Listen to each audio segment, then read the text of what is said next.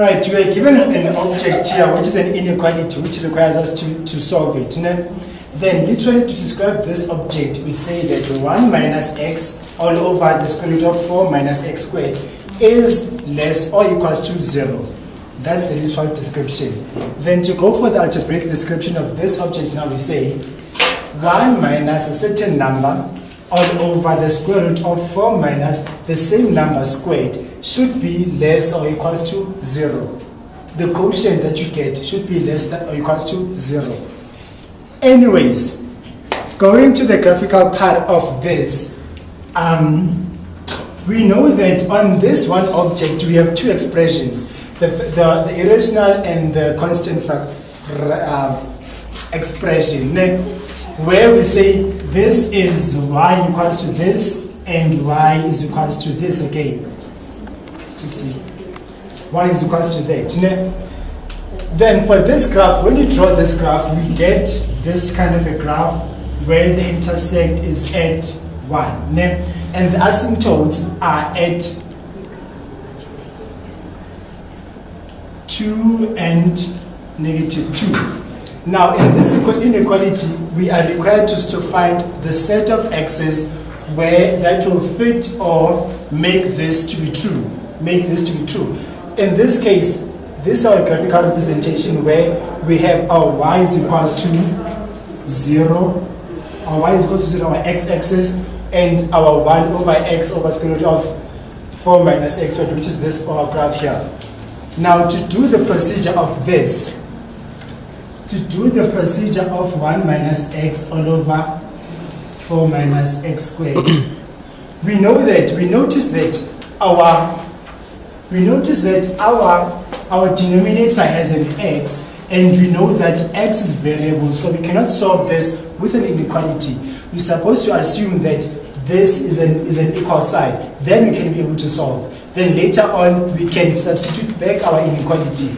Now to do that, we say 1 minus x all over the square root of 4 minus x squared is equals to 0.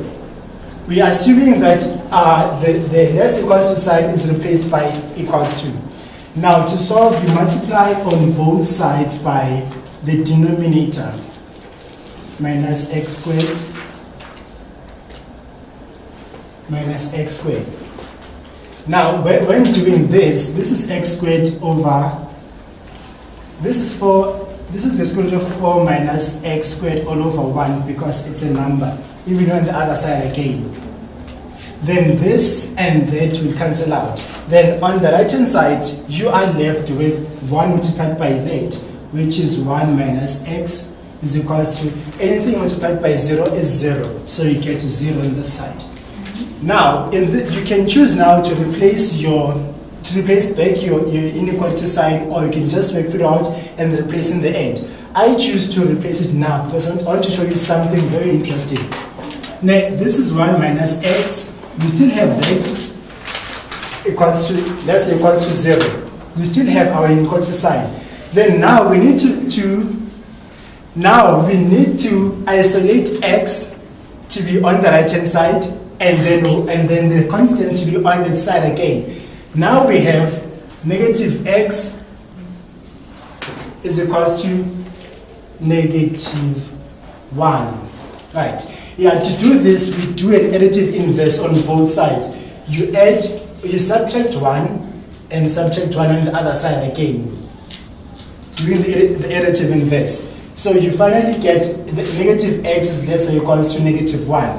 Now to further solve this, you say, and this is negative x, -1, yeah. Then you can simply multiply by negative throughout. What you do on the left, you have to do on the right, because you're trying to keep the balance of the inequality, or even the equations, if you will. In this case, we have x, the inequality sign will change into being x is greater or equals to 1. Right? Now, now this goes back to our graph that I erased earlier. I can redraw it quickly.